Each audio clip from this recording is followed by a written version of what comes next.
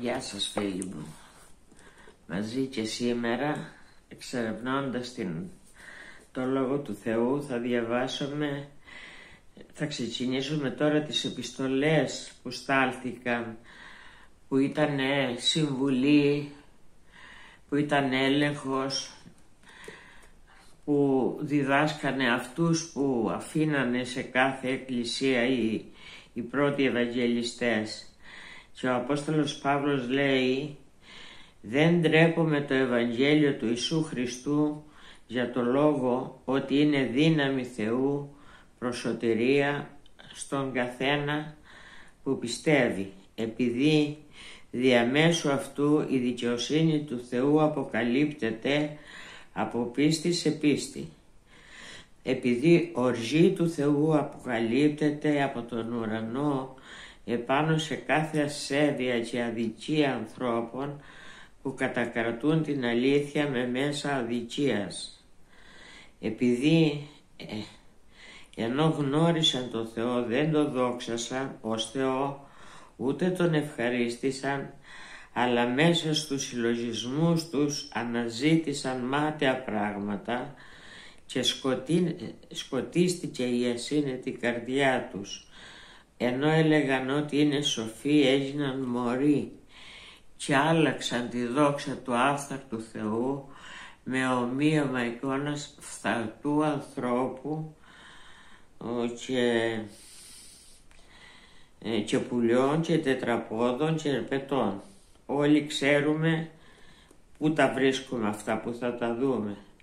Γι' αυτό και ο Θεός τους παρέδωσε σε ακαθαρσία διαμέσου των επιθυμιών των καρδιών τους, ώστε να ατιμάζουν τα σώματά τους αναμεταξύ τους, οι οποίοι αντικατέστησαν την αλήθεια του Θεού με το ψέμα και λάτρεψαν τη τύση μάλλον παρά εκείνον που την έκτισε, ο οποίος είναι άξιος ευλογίας στους αιώνες.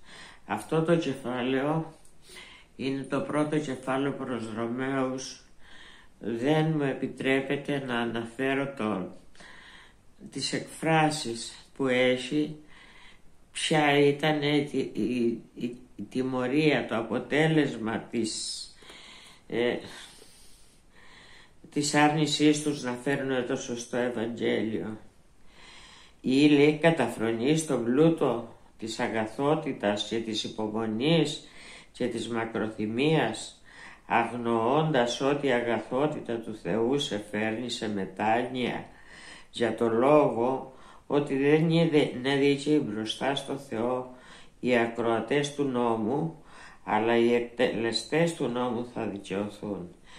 Λοιπόν, ήταν ο νόμος, η Παλαιά Διαθήκη που είχε δοθεί στο Μωυσή, και επειδή ποτέ δεν μπορέσαν να τον τηρήσουν, γιατί αν φταίς λέει σε ένα, σε όλα αυτές.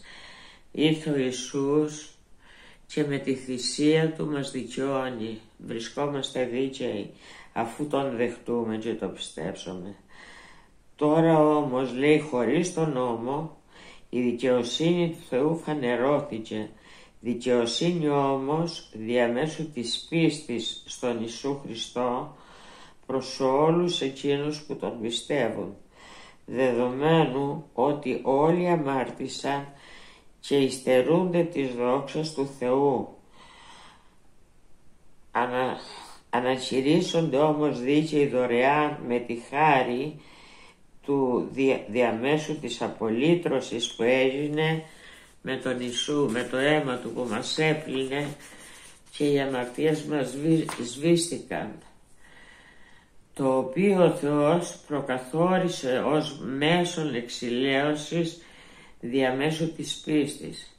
Σε εκείνον που δεν εργάζεται, αλλά πιστεύει σε αυτόν που ανακηρύσσει δίκαιο τον ασεβή, η πίστη του το λογαριάζεται για δικαιοσύνη. Δεν χρειάζεται να κάνουμε τίποτα, αρκεί να πιστέψουμε στη θυσία που έγινε και έγινε αφορμή να μας δικαιώσει ο Κύριος.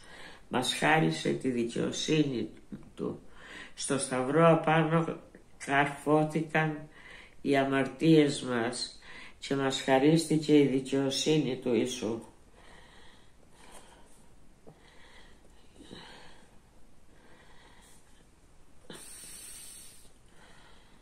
Λοιπόν, δεν εργάζεται δικαιοσύνη.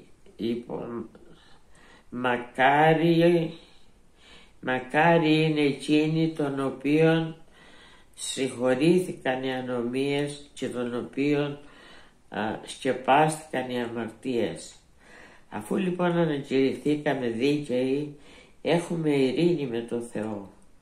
Και όχι μονάχα τούτο, αλλά και καθόμαστε στις θλίψεις, γνωρίζοντας ότι η θλίψη εργάζεται υπομονή.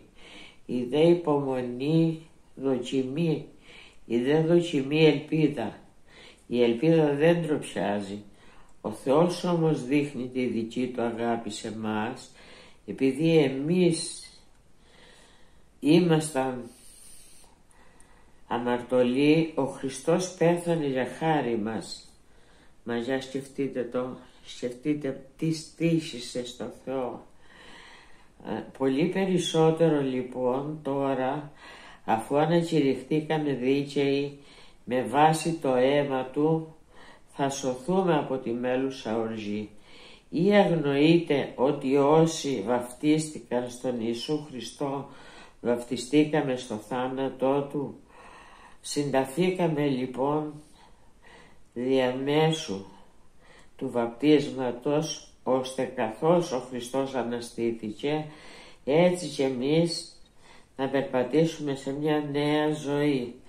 Έχουμε ξαναπεί, αλλά πιθανόν κάποιοι δεν έχουν παρακολουθήσει, ότι το βάπτισμα, το νηπιοβάπτισμα δεν έχει καμιά αξία, τα μωρά δεν έχουν αμαρτία.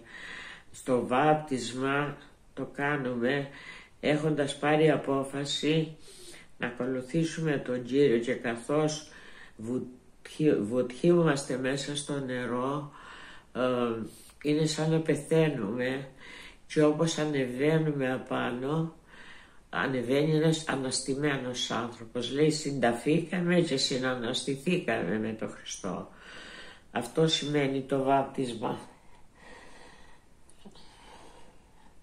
Λοιπόν, και ώστε καθώς ο Χριστός αναστήθηκε, έτσι και εμείς να περπατήσουμε σε μια νέα ζωή.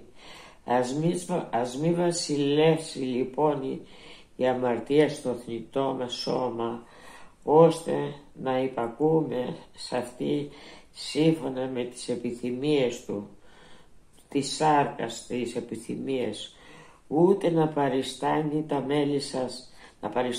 τα μέλη σας όπλα αδικίας στην αμαρτία. Αλλά τώρα, αφού ελευθερωθήκατε από την αμαρτία και γίνατε δούλοι στο Θεό, έχετε τον καρπό σας σε αγιασμό, το δε τέλος αιώνια ζωή.